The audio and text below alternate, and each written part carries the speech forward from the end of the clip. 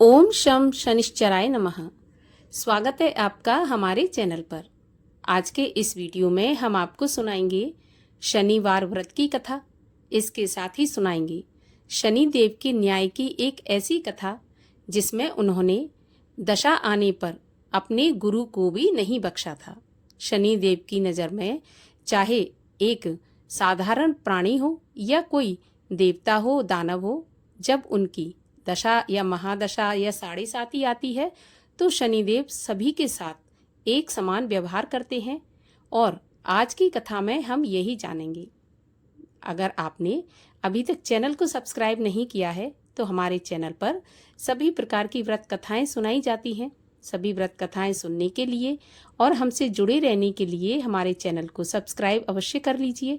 और आज की कथा अच्छी लगे तो एक लाइक करके शेयर भी कर दीजिए, साथ ही कमेंट में अपने विचार भी अवश्य लिखिए।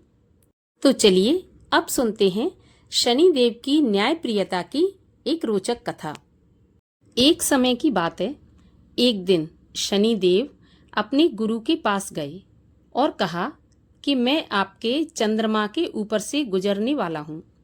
इसका अर्थ यह है कि गुरु जी की साढ़े साती शुरू होने वाली थी। गुरु ने शनि देव से कहा कि ऐसा मत करो, लेकिन शनि देव ने कहा कि अगर मैं आपको छोड़ दूंगा तो ये कर्तव्य से विमुख होना होगा, इसलिए मैं ऐसा नहीं कर सकता। गुरु ने पूछा कि तुम कितने समय के लिए मुझ पर दृष्टि डालोगे? तो शनि देव ने जवाब दिया कि 7.5 साल के लिए।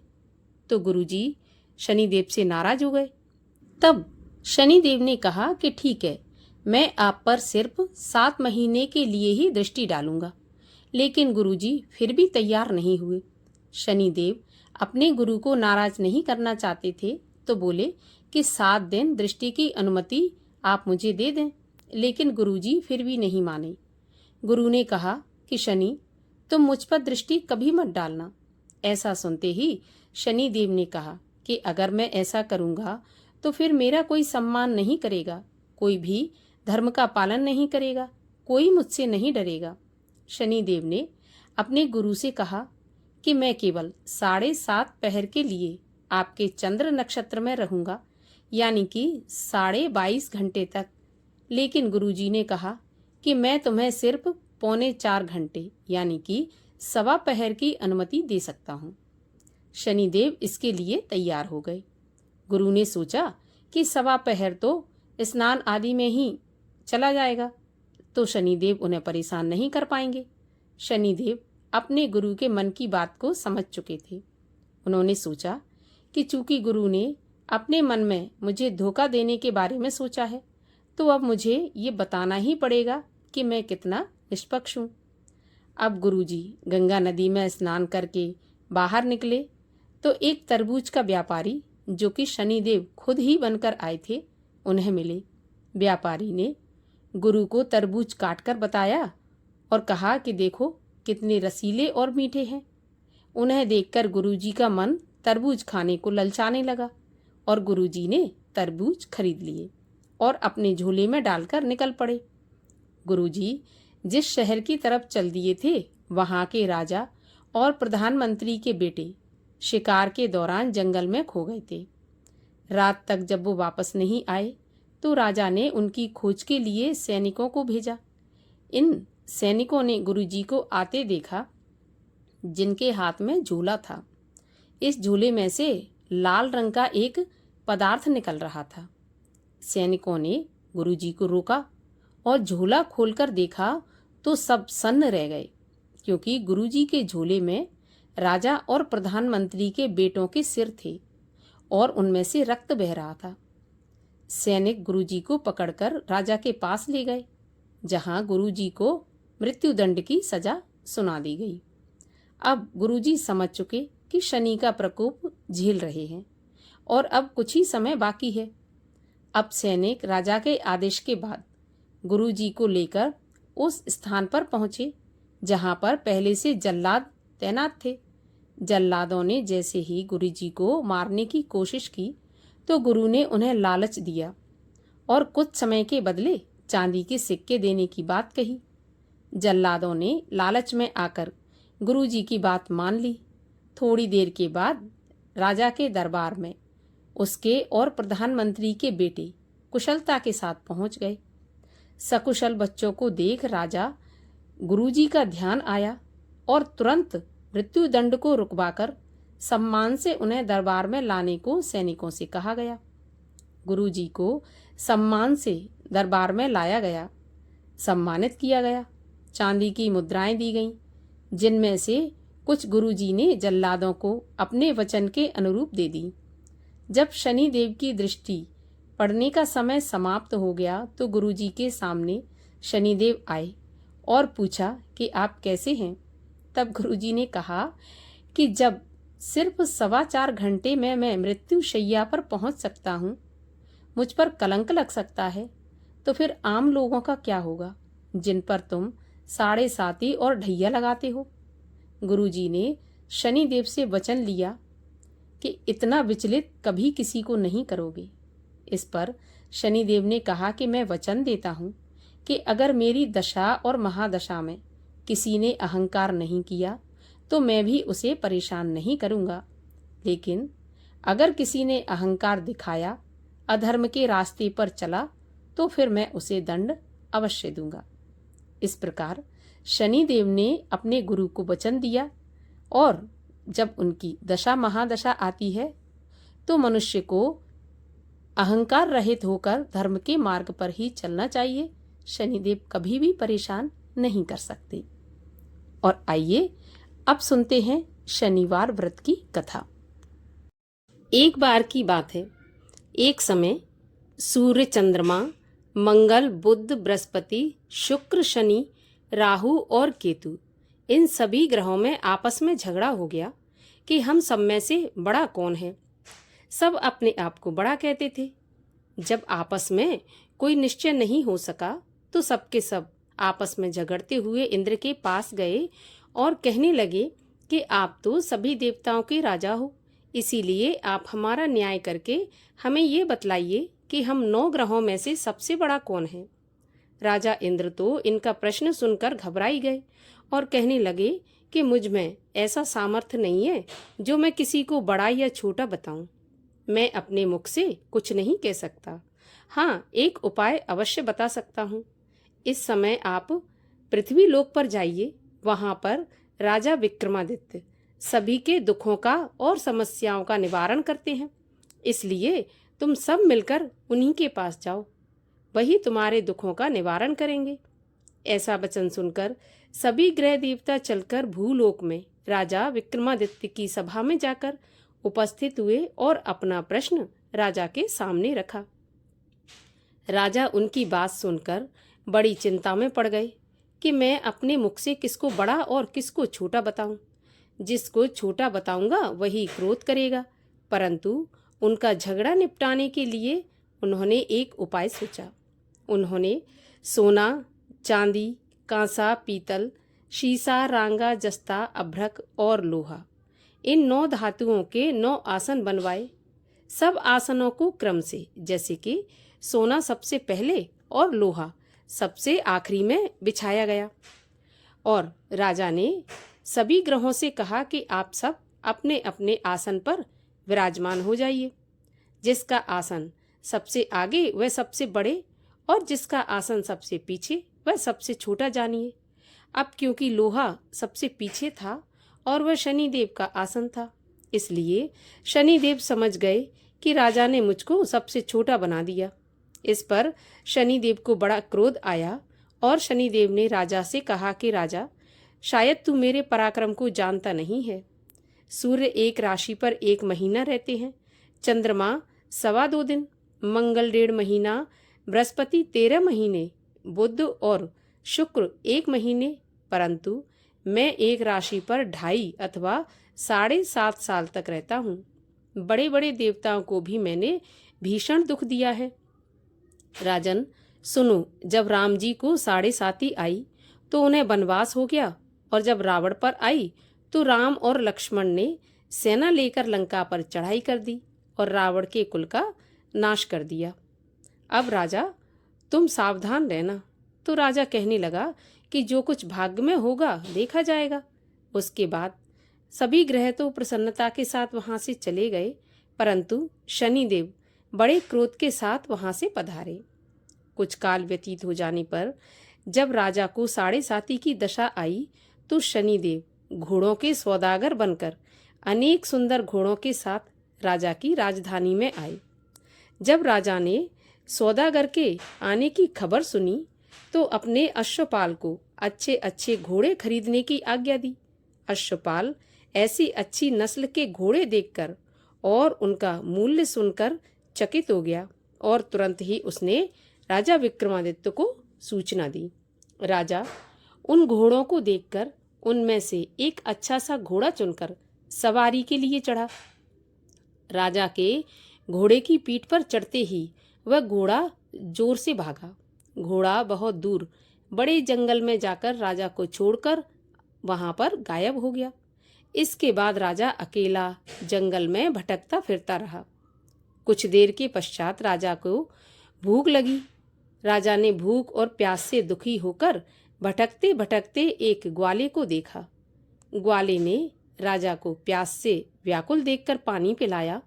राजा की उंगली में एक अंगूठी थी, सो राजा ने उसे निकालकर खुशी खुशी उस ग्वाले को दे दी और स्वयं शहर की तरफ चल दिया।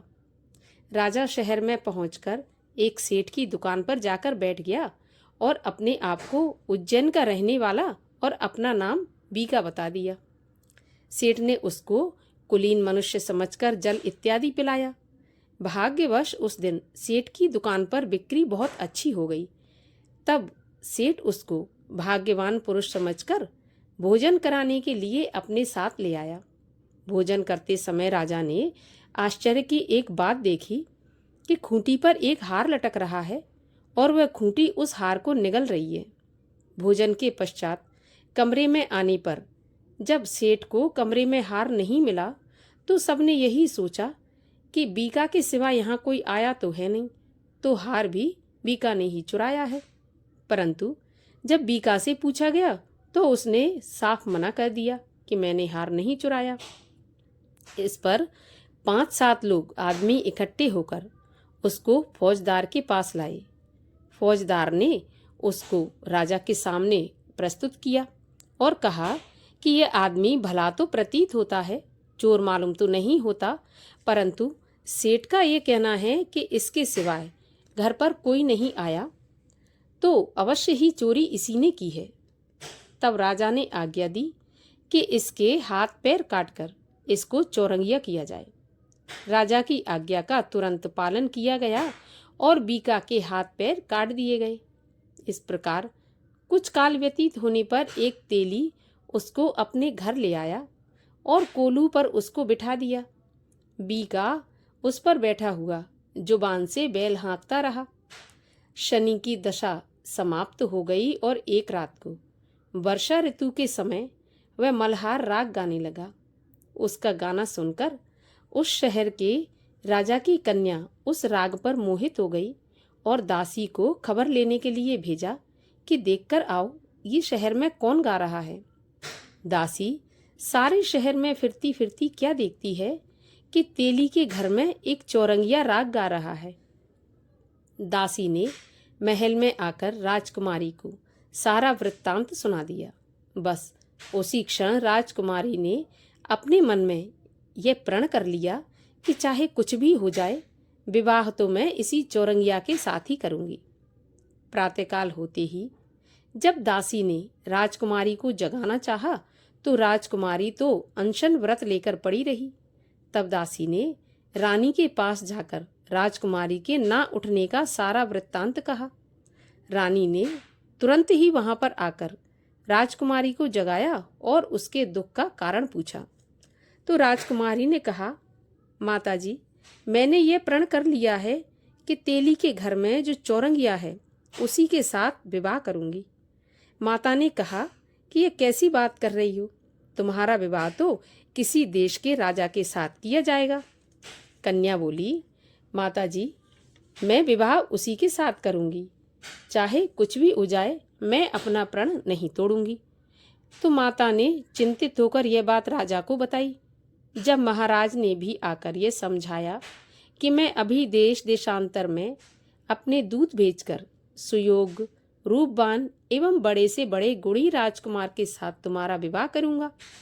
ऐसी बात तुमको नहीं सोचनी चाहिए। तो कन्या ने कहा, पिताजी, मैं अपने प्राण त्याग दूंगी, परंतु किसी दूसरे से विवाह नहीं करूंगी। इतना सुनकर राजा ने क्रोध से कहा कि यदि तेरे भाग्य में ऐसा ही लिखा है तो जैसी तेरी इच्छा हो वैसा ही कर। राजा ने तेली को बुलाकर कहा कि तेरे घर में जो चौरंगिया है उसके साथ मैं अपनी कन्या का विवाह करना चाहता हूँ। तेली बोला, ये कैसे हो सकता है महाराज? कहाँ आप हमारे राजा, कहाँ मैं एक नीच तेली। परंतु राजा ने कहा कि भाग्य के लिखे को कोई नहीं टाल सकता। अपने घर जाकर विवाह की तैयारी करो। राजा ने उसी समय तोरण और बंधनवार लगवाकर अपनी राजकुमारी का विवाह चौरंगिया बना विक्रमादित्य के साथ कर दिया। रात्रि को जब विक्रमादित्य और राजकुमारी महल में सोए तो आधी रात के समय शनिदेव ने विक्रमादित्य को स्वप्न दिया और कहा कि राजा, कहो मुझको छोटा बताकर तुमने कितना दुख उठाया है। तो राजा ने क्षमा मांगी और शनिदेव ने प्रसन्न होकर विक्रमादित्य को हाथ पैर वापस दे दिए। तब राजा ने शनिदेव से कहा कि महाराज, मेरी प्रार्थना स्वीकार करें। जैसा दुख आपने मुझे दिया ऐसा किसी और को नहीं देना। शनिदेव ने कहा कि तुम्हारी यह प्रार्थना स्वीकार है। जो मनुष्य मेरी कथा सुनेगा या कहेगा उसको मेरी दशा में कभी किसी प्रकार का दुख नहीं होगा, और जो नित्य ही मेरा ध्यान करेगा या चींटियों को आटा डालेगा उसके सारे मनोरथ पूर्ण होंगे। इतना कहकर शनिदेव अपने धाम को चले गए। राजकुमारी की आंख खुली और उसने राजा के हाथ पांव सलामत देखे तो उसके आश्चर्य का ठिकाना नहीं रहा। उसको देखकर राजा ने अपना सारा हाल कहा कि मैं उज्जैन का राजा विक्रमादित्य हूँ। ये बात सुनकर राजकुमारी अत्यंत प्रसन्न हुई। प्रातःकाल राजकुमारी से उसकी सखियों ने पूछा तो उसने अपने पति का सारा वृत्तांत कह सुनाया। तब सबने प्रसन्नता प्रकट की और कहा कि ईश्वर ने आपकी मनोकामना पूर्ण कर दी। जब उस सेठ ने यह बात सुनी तो वह विक्रमादित्य के पास आया और राजा विक्रमादित्य के पैरों में गिरकर क्षमा मांगने लगा कि आप पर मैंने चोरी का झूठा दोष लगाया, अतः आप मुझको जो चाहे सजा दें। राजा ने कहा कि मुझ पर शनिदेव का कोप था, इसी कारण ये सब दुख मुझको प्राप्त हुआ। इसमें तुम्हारा कोई दोष नहीं है। तुम अपने घर जाकर अपना काम करो। सेठ बोला, मुझे तभी शांति होगी जब आप मेरे घर चलकर प्रीतिपूर्वक भोजन करोगे। राजा ने कहा कि ठीक है, जैसी आपकी इच्छा। सेठ ने अपने घर जाकर अनेक प्रकार के सुंदर भोजन बनवाए और राजा विक्रमादित्य को प्रीति भोज कराया। जिस समय विक्रमादित्य भोजन कर रहे थे, एक अत्यंत आश्चर्य की बात सबको दिखाई दी कि जो खूंटी पहले हार निगल रही थी अब वह हार उगल रही है। जब भोजन समाप्त हो गया तो सेठ ने हाथ जोड़कर बहुत सी मोहरें राजा को भेंट की और कहा कि मेरे श्री कंवर नाम की एक कन्या है, आप उसका पाणी ग्रहण करिए। इसके बाद सेठ ने अपनी कन्या का विवाह राजा के साथ कर दिया और बहुत सा दान दहेज आदि दिया। इस प्रकार कुछ दिनों तक वहां निवास करने के पश्चात विक्रमादित्य ने शहर के राजा से कहा कि अब मेरी उज्जैन जाने की इच्छा है। फिर कुछ दिन के बाद विदा लेकर राजकुमारी मनभावनी, सेठ की कन्या श्रीकवरी तथा दोनों जगह के दहेज में प्राप्त अनेक दास दासी, रथ और पालकियों सहित राजा विक्रमादित्य उज्जैन की तरफ चल पड़े। जब शहर के निकट पहुंचे और नगरवासियों ने राजा के आने का समाचार सुना तो समस्त उज्जैन की प्रजा अगवानी के लिए आई। तब बड़ी प्रसन्नता से राजा अपने महल में पधारे। सारे शहर में बड़ा भारी महोत्सव मनाया गया और रात्रि को दीपमाला भी की गई। दूसरे दिन राजा ने शहर में ये सूचना कराई कि शनि देवता सभी ग्रहों में सबसे ऊपर हैं। मैंने इनको छोटा बताया, इसी से मुझको ये दुख प्राप्त हुआ है। इस कारण सारे शहर में सदा शनिदेव की पूजा और कथा होने लगी। राजा और प्रजा अनेक प्रकार के सुख भोगती रही। जो कोई शनिदेव की इस कथा को पढ़ता है या सुनता है, शनिदेव की कृपा से उसके सारे दुख दूर हो जाते हैं। शनिवार के दिन इस कथा को अवश्य पढ़ना चाहिए या सुनना चाहिए। बोलिए शनिदेव महाराज की जय।